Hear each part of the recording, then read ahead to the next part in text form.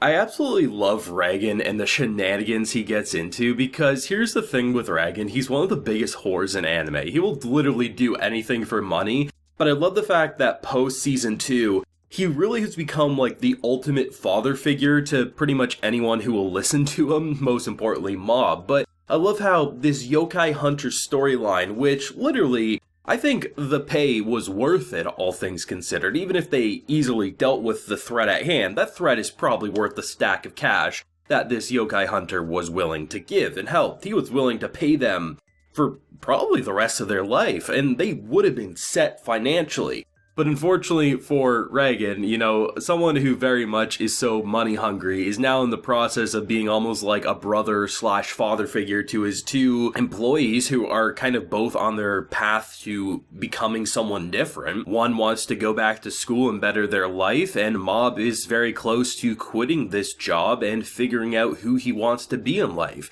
And then you end the episode with this almost like moral high ground of basically money isn't why we do this sort of a thing, and they can't just help but look being like, what in the actual? And he can't get paid because of that. That is such a great way to go about this episode, because I love that we're at a point now that Mob is so confident that he doesn't need to be worried in these situations, that all throughout this big, frightening, scary moment where both Reigen and the hunter are pretty much like, holy shit, this is kind of scary. The other two are casually going about their day, whether it's using business cards as almost like a sword that's almost like a chain that can just slice and dice easily, to Mob just casually blowing things apart as he considers what it is they should do for their cultural fair day at school. And I love the fact that Mob, the best part of Mob Psycho 100's story is that it's essentially a slice of life about a boy growing up that's surrounded by a mystical spiritual element that, yes, is explosive and funny and frightening and, so many different emotions, but at the end of the day,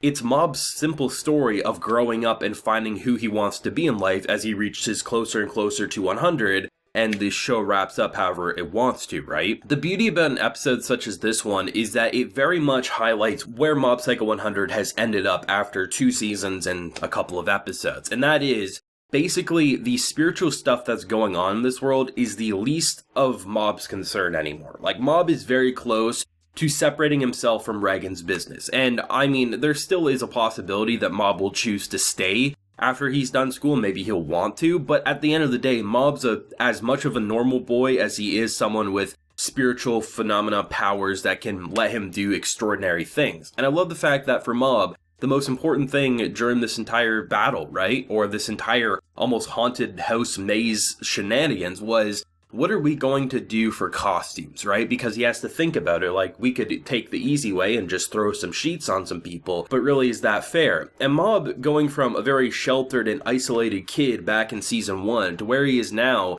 not wanting to take the easy way out and wanting to stand out in a lot of ways, it really brings a grin to your face, and it's going to be interesting to see where all the characters will end up by the time the final season of Mob Psycho here does wrap up. The thing that makes it so exciting along that slice of life journey is that there's never a dull moment. It's constantly hilarious and it's constantly batshit wild with its art and animation style. Reigen's literally the glue, I think, that holds this show together, mainly because he's such an entertainment value, right? There's nothing about Reigen that isn't amusing, right? He can be a con artist, he can be very funny, he can also just, he can do moves that just, most normal people would say that's completely useless, but bless his heart for his salt attacks, right? And I love the fact that for an episode that literally boils down to 2 people very close to almost separating himself from Reigen, Reigen's still keeping them together and giving them a place to call home while they figure out where their life is going to go. And even though Reigen didn't give Mob the advice he wanted because Mob wanted to talk, well, we got a job to do first, let's wait till it's over,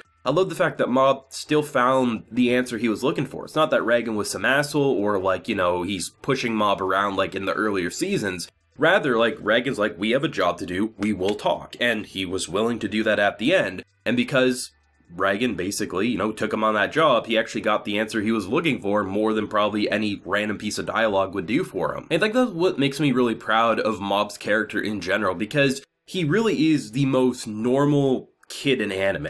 I would honestly argue Mob as a person, removing his supernatural spiritual powers, right? If you just look at his actual person, he really feels like one of the most average kids anime has seen, and I really feel that strongly. And I think the reason it works so well is that rather than writing Mob Psycho as okay, this kid has powers, and he's going to be hanging around a con artist who basically throws him into the thick of battle, we're just going to continue to write battle sequences for this kid to grow and evolve with. Rather, the story feels like it was written in a way that allowed Mob to feel like a normal kid with a lot of pressure put on him, which honestly, when you're growing up, you feel that pressure, whether that's parents saying you need to go down this path or, a school curriculum that you don't get. Constantly when people are growing up, they feel that pressure of you have to be crafted in a certain way. So by naturally putting that normal mentality in this supernatural element, it's the same thing. Mob has the potential to be the best spiritual killer out there, or, a psychic or whatever he wants to be, but that's probably not what Mob wants to do. And the fact that he's naturally talented for it, the fact that they're probably going to write him in a way that branches away from that,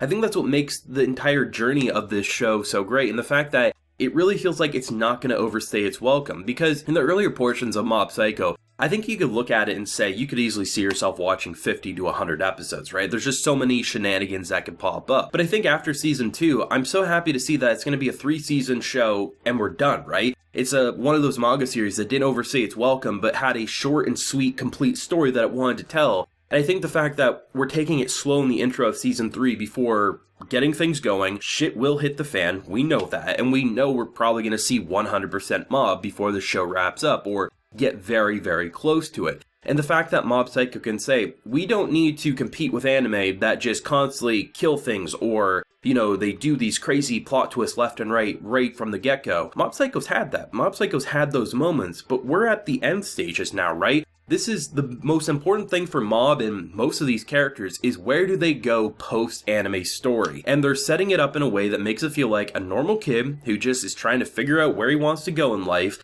And the fact that you generally see him happy and not really concerned anymore or feel used or abused, I'm really proud of where the character writing has gone in this show. And you honestly feel like a proud parent, honestly, watching Mob's journey. And the fact that Reigen can still keep that anime shenanigans at play.